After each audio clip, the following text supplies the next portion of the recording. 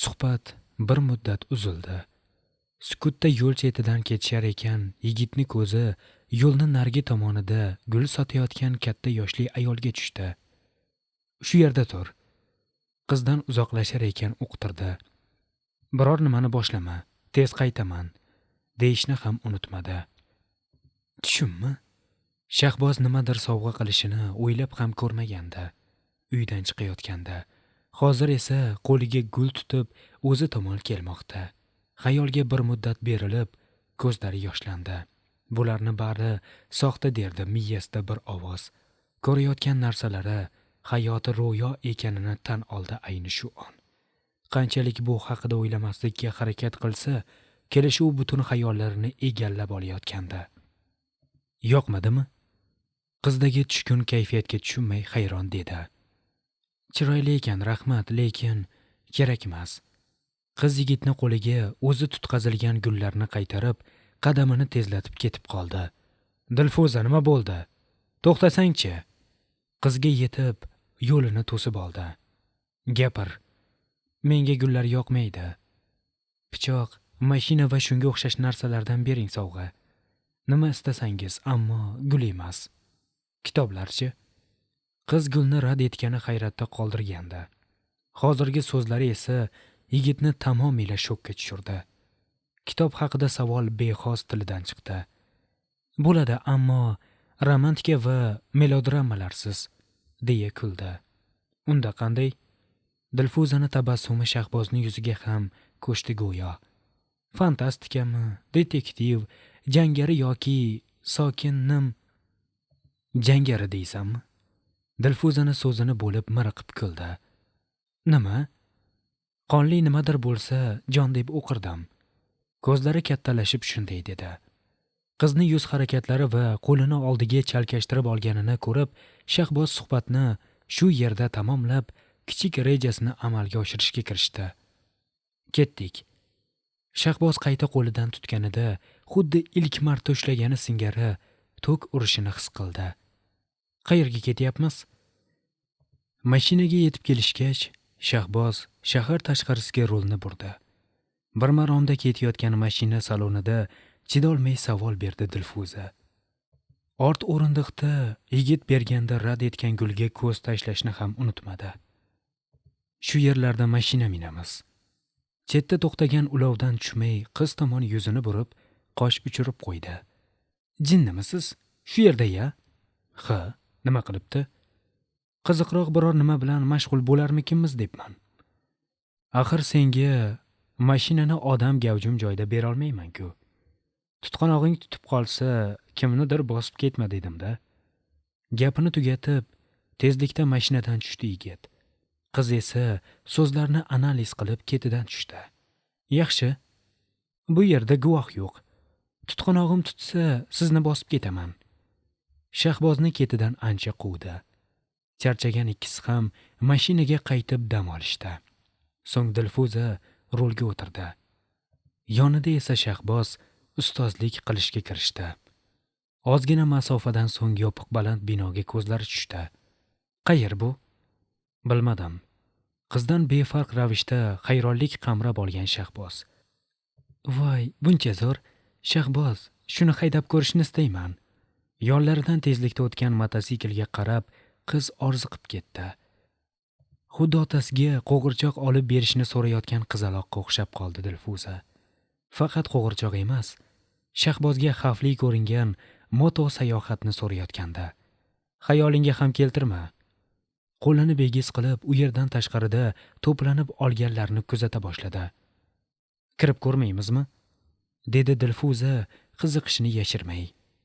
"Yomon amakilar bo'lsa-chi?" "Qo'ying Shahboz, o'xshamadi." Yigitni vahimali ovozda gapirganiga yuzini burib, arazlagandek ko'rinish paydo bo'lib so'zladi. "Faqat men kiraman. Agar yaxshi joy bo'lsa, seni olib kiraman." O'zi tomon eshikni ochish barobarida qizni iltimosiga rad javobini bera olmaganini bildirib o'tdi. "Yaxshi. Hey, bu nimasi?" O'zi tomon eshikni ocha olmagach, yigit chiqqan eshik oynasi tomon baqirdi. "Nega qulfladingiz? Sen shu yerda qolasan. Ortimdan borishni xayolingga ham keltirma." Mashina kaliti bilan dag'dag'ali gapirib uzoqlasha bordi. Voy telba-ye. Men xayolimga keltirib, qaror ham qabul qilib bo'ldim. Dilfuza o'ylagandiki, eshik oldida kutaman deb. Ammo chuchvarani xom sanadi. Shahboz bu yer qizga to'g'ri keladimi yoki yo'q, shuni aniqlash uchun ketdi.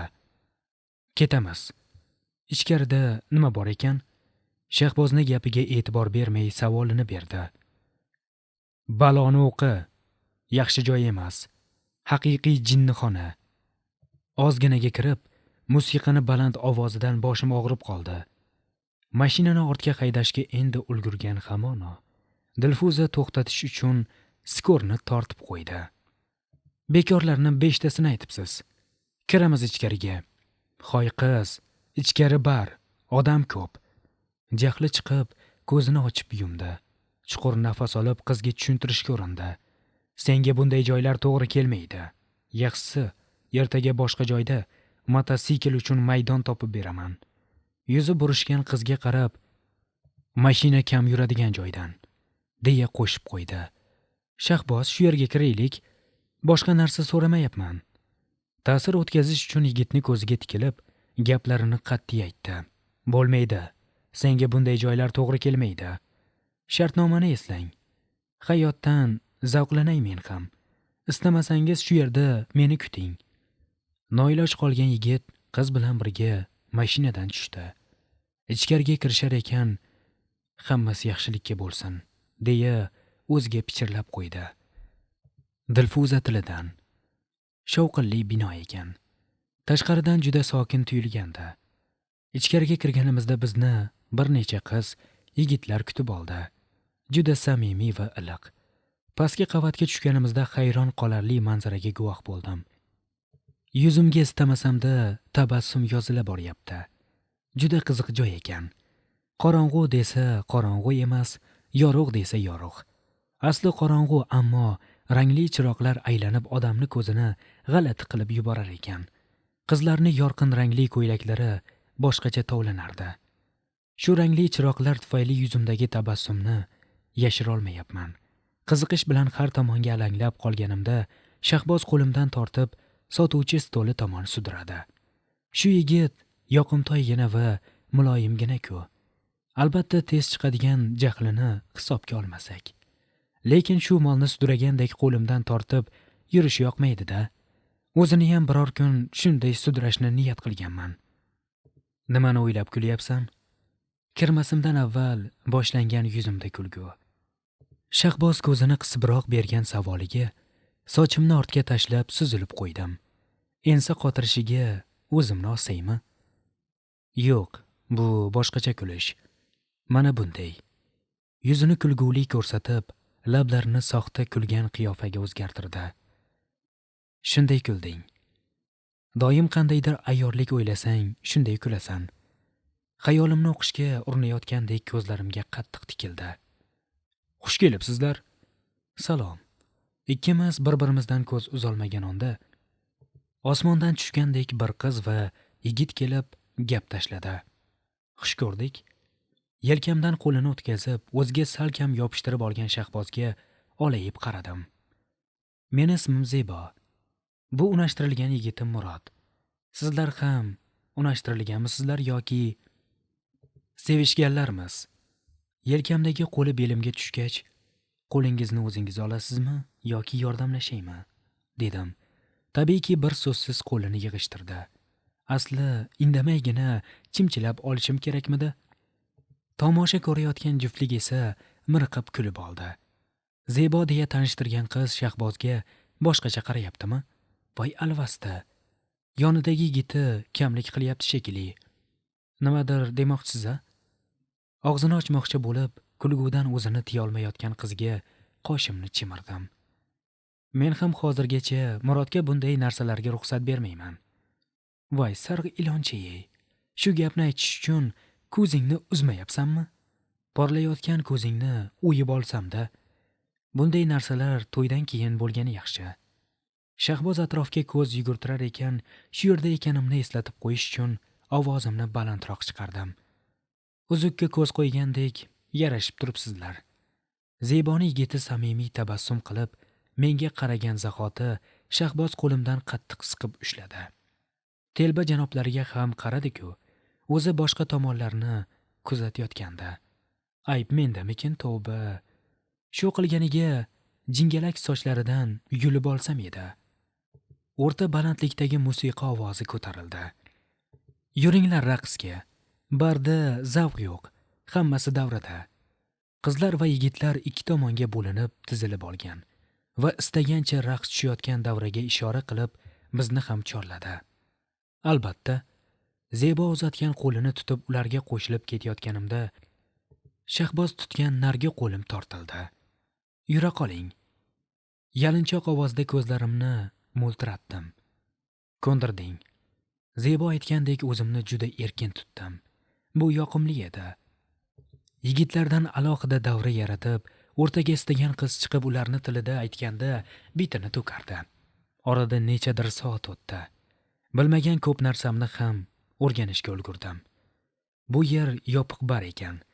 Shahardagi barlarni bir nechtasi qonuniy ekan. Bu yer esa boshqalari singari noqonuniy ekan.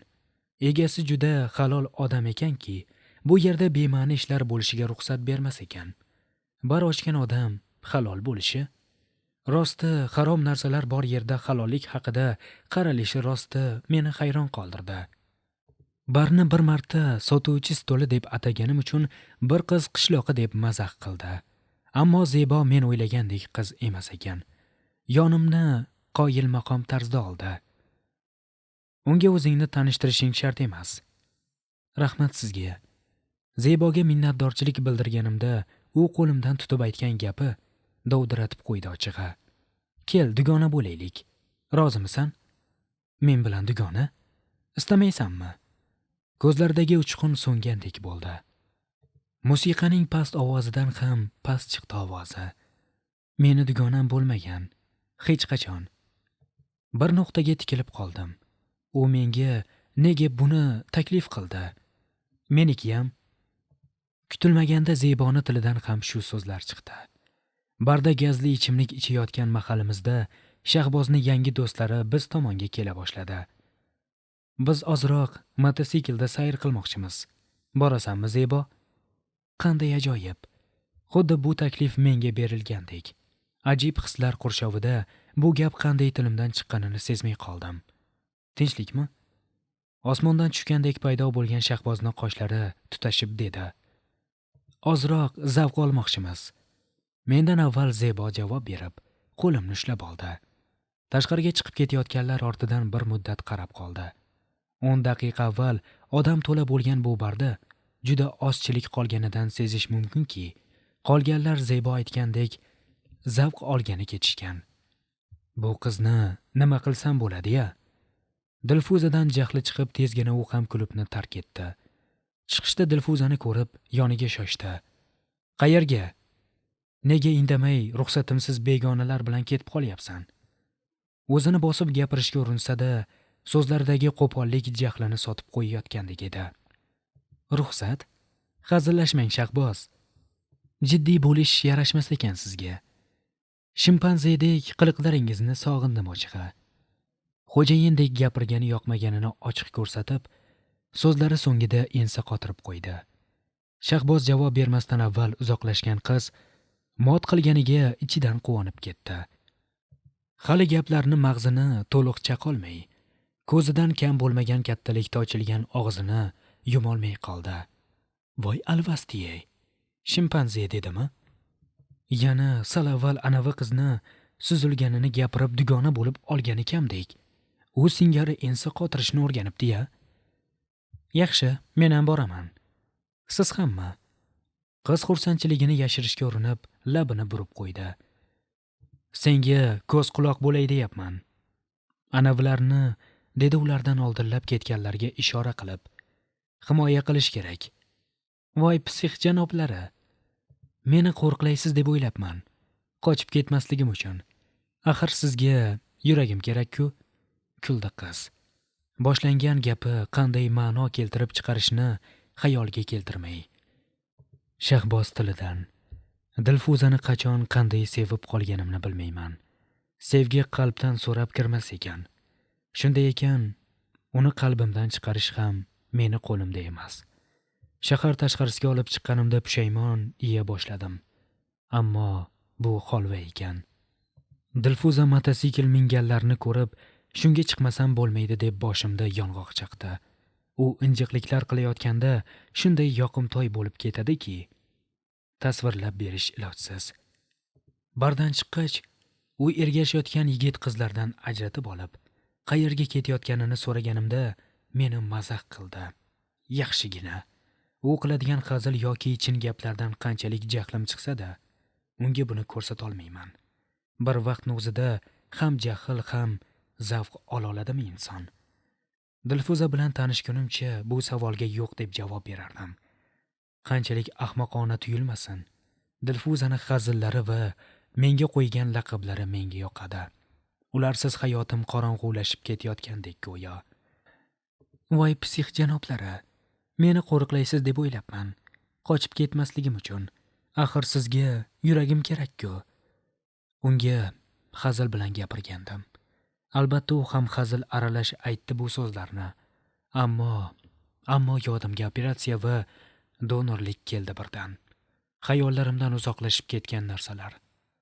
Barni orqa tomoniga o'tganimizda sanab ko'rmadim, u taxminan 30 ga yaqin turlicha dizayn va rangdagi mototsikllar qatorlashib turardi. Chet elda bir necha marta minganman. Bir do'stim halokatga uchragach esa tashlaganman. Xuddi u holat do'stimda emas, menda bo'lgandek. U men bilan. Murodni do'stlardan biri Dilfuza bilan gaplashayotganini ko'rib, ichimda o't yonib ketdi. Ha, uni rashk qilyapman. U yigit meni aylantirib kelmoqchi edi. Sezyapman. Dilfuza birdan jahlga berilib, ketamiz deyishimdan qo'rqyapti.